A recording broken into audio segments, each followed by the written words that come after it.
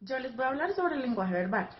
Este es un lenguaje que utiliza el lenguaje pues, escrito o oral, ya que la comunicación es un proceso pues, que se establece o se entabla entre dos o más personas. El lenguaje es el medio de comunicación principal para el ser humano. Entonces, a continuación les voy a pues, decir de qué se basa el lenguaje verbal. El lenguaje verbal presenta y contiene un emisor, un receptor, un mensaje, un contexto, un canal y un código. A continuación les voy a hablar sobre el emisor. El emisor es quien emite el mensaje, es decir, el que habla o escribe. El receptor, pues como la misma palabra lo dice, es el que recibe el mensaje, es decir, el que escucha o lee. El mensaje. El mensaje es aquello que se transmite del emisor al receptor, según un código lingüístico. Código. Por parte del código es un sistema de señales o signos que se utiliza para transmitir un mensaje. Entorno. Pues es el entorno donde se realiza la comunicación, ya sea el entorno físico o el entorno de la situación. Por último, y por parte del canal, el canal es el elemento físico que transmite la conexión entre el emisor y el receptor. Gracias. No verbal. La comunicación no verbal surge con los inicios de la especie humana, antes de la evolución del lenguaje.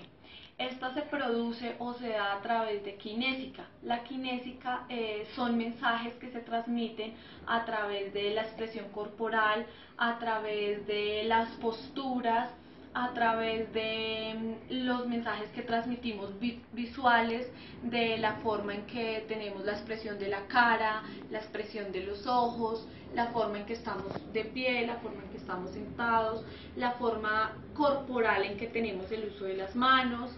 Eso quiere decir que es una comunicación que no solo va escrita o que no es oral, sino que es por medio de imágenes o que es por medio de dibujos, como hoy en día la tecnología, por ejemplo, los mensajes por WhatsApp. Cuando uno no quiere expresar, quiere enviar un mensaje, pero no lo quiere enviar por medio de un audio o de un mensaje de texto, entonces uno envía un emoticón, una cara. Entonces la cara refleja lo que uno le quiere dar a entender a esa persona con la que se está comunicando. Enojo, felicidad, angustia, esa es la parte de la comunicación no verbal. La comunicación no verbal se usa o se tiene presente en todas las carreras, pero principalmente o en las que está más enfocadas y en las que se ve más es en las carreras de artes y de comunicación, que tiene que ver, por ejemplo, cuando nos comunicamos hacia una persona sordomuda. Esta persona no nos puede escuchar ni se puede comunicar con nosotros por medio de un lenguaje, pero se utilizan las señas, la corporalidad y las facciones para comunicarnos y que esa persona entienda de qué estamos hablando. En la comunicación no verbal tenemos 7 canales de lenguaje corporal que son muy importantes a la hora de tener una comunicación no verbal. El primero es la expresión facial. La expresión facial es la cara que tenemos. Cuando vemos a una persona y decimos está enojada, está feliz, está disgustada, está preocupada por algo. La cara y los gestos que tenemos puede decirle a una persona y referenciarle en qué estado de ánimo estamos sin necesidad de decir una sola palabra. Vienen los gestos, que es lo que uno siempre suele hacer. Uno se puede comunicar con una persona por medio de un gesto y la persona va a entender el mensaje que quisimos enviar.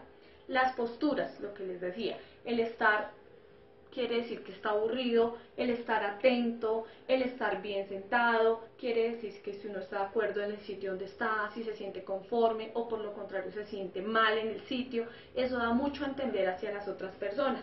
Están las apariencias, que quiere decir lo que queremos decir. Hay personas que con una sola apariencia dicen o quieren dar a entender muchas cosas sin necesidad de hablar. O uno cuando ve a una persona y uno se hace una idea y uno juzga y uno dice esa persona es seria o esa persona es brava, solo con verla. No tuvimos que hablar, no tuvimos contacto con esa persona, pero el solo verla nos hicimos una apariencia de ella y dimos un juicio de ella. Está la áctica, que es el tacto. el abrazar a una persona, el tener contacto con otra persona. Está la prosémica, que la prosémica es la distancia que tenemos con las personas.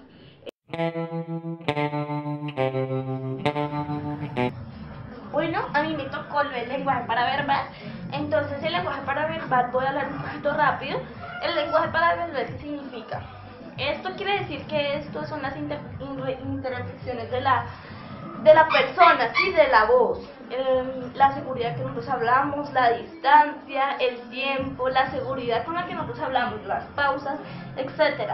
El lenguaje paraverbal tiene 5 funciones, las cuales son motivar al receptor, permitir que él capte el mensaje, señalar, indicar y manifestar hacia él. En nuestro lenguaje cotidiano vemos unas comillas, esto lo utilizamos para el sentido irónico, es decir, para un ejemplo, Sofía canta bonito, por no decirlo delante de ella de otra manera, que canta feo, bueno, etc. Los puntos suspensivos son para las pausas o información incompleta, es decir, en nuestro libro podemos ver algunos capítulos que tienen los puntos suspensivos, para decir, es decir, la información no está completa y el capítulo continuará. Los guiones son las interpretaciones de la información. Signos de preguntas y exclamaciones, como bien lo dice, son para las preguntas y las exclamaciones que uno llegue a hacer. Nosotros, más que el lenguaje cotidiano que nosotros manejamos, también manejamos uno que es el de las redes sociales, ya sea Twitter, Instagram, Facebook, WhatsApp, bueno, en fin. Tenemos las caritas felices, tristes, enamoradas, bueno. Es decir, la carita feliz puede ser la que en una conversación de pelea estén hablando y al finalizar la conversación manden una carita feliz, es decir, no realmente está contenta la persona, eso lo utilizan más las mujeres, o realmente esté feliz y no envíe. Entonces, bueno, eso es uno de los lenguajes paraverbales y espero pues haberme entendido.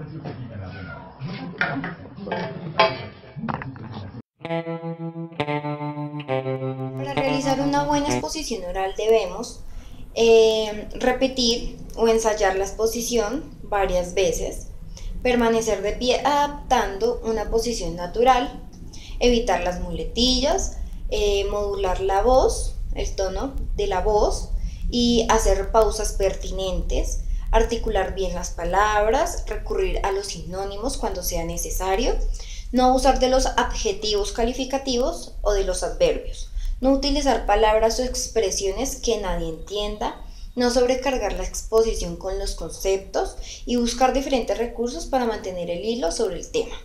Asimismo, tendremos la atención del público.